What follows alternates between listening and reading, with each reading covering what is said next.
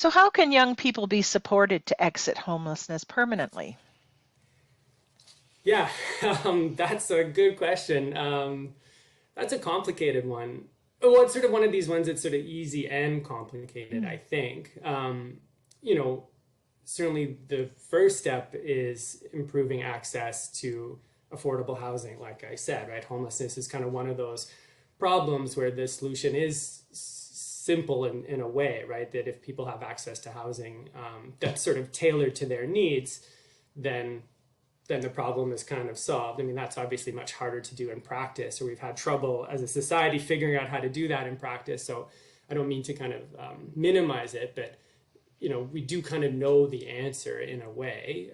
But I think sort of if you think about that kind of permanent part of the question, right? Like how do you get them to exit permanently? I think that's a much more challenging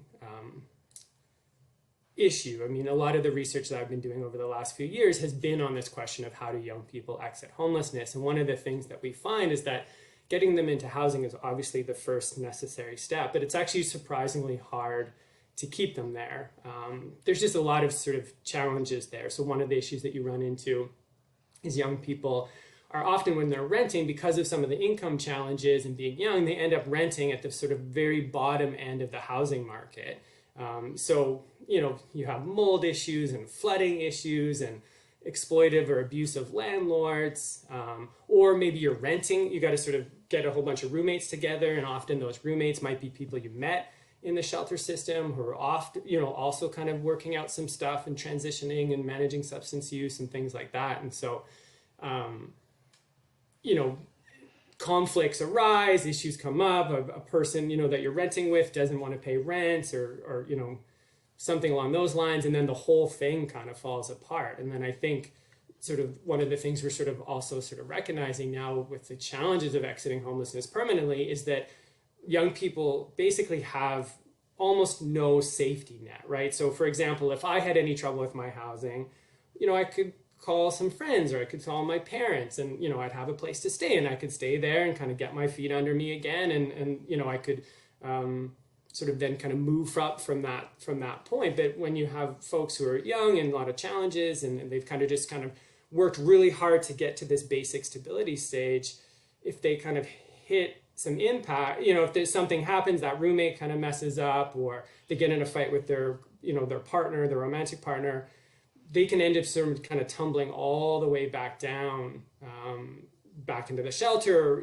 back onto the street.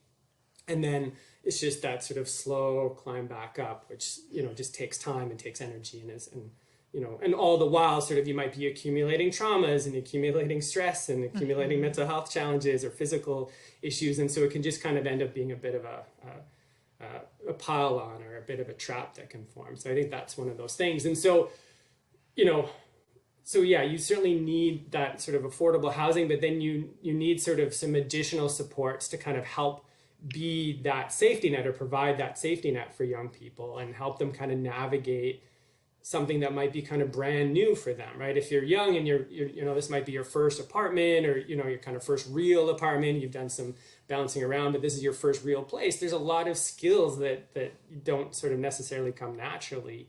And a lot of people rely on their parents to help them kind of figure those skills out or kind of smooth off the edges of what they don't know. But if you don't have those additional supports, then you need those things in place. So, in our research, some of the things that we've found that really help is having a supportive person. So, some people retain a good connection with a family member of sorts or sort of someone who's, a friend who's a bit more kind of established and along the road. So having that supportive person in place really makes a big difference. Having a case manager or sort of social worker or sort of some sort of social provider who can help kind of do some of that systems navigation thing, filling out forms, kind of troubleshooting. If you do get in a conflict with a landlord, they could help kind of step in.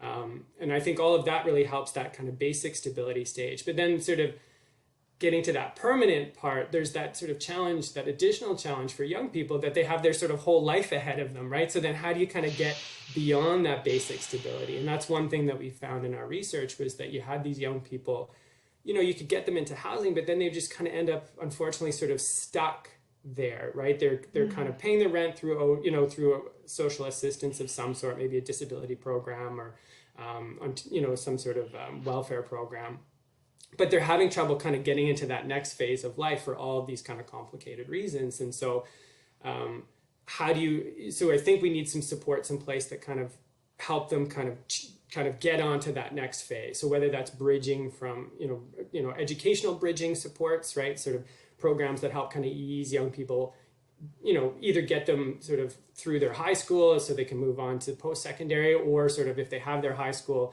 helping them sort of bridge into post-secondary education, because that can be really scary and intimidating, or sort of employment supports, budgeting, and some of those life skill things I was mentioning, as well as certainly one of the things that I think we're starting to recognize a bit more too is the importance of and the challenge of finding community and sort of finding a place to belong, right? So you have to think, if you have a young person who spent a lot of their time in, kind of bouncing around in shelter systems or group home systems, they, a lot of their friends are kind of that world or in that place. And so as they try to move away from that place or sort of start something new, it means sort of giving up a lot of those old friendships or losing those old friendships along the way. And so, we have to think about kind of how do we connect them to something new. And a lot of that comes through work and education. But if those kind of pathways are sort of challenging or fraught, then, it can be hard to make those friends at work, or it can be hard to make those friends at school, particularly if, you don't feel like those people understand you, right? They may not share your background or your experience. And so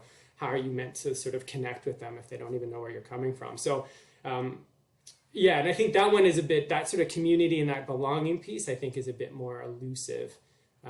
And then certainly along all this sort of, regardless of the stage a young person is at, mental health and wellness supports are really key to make sure that young people are sort of,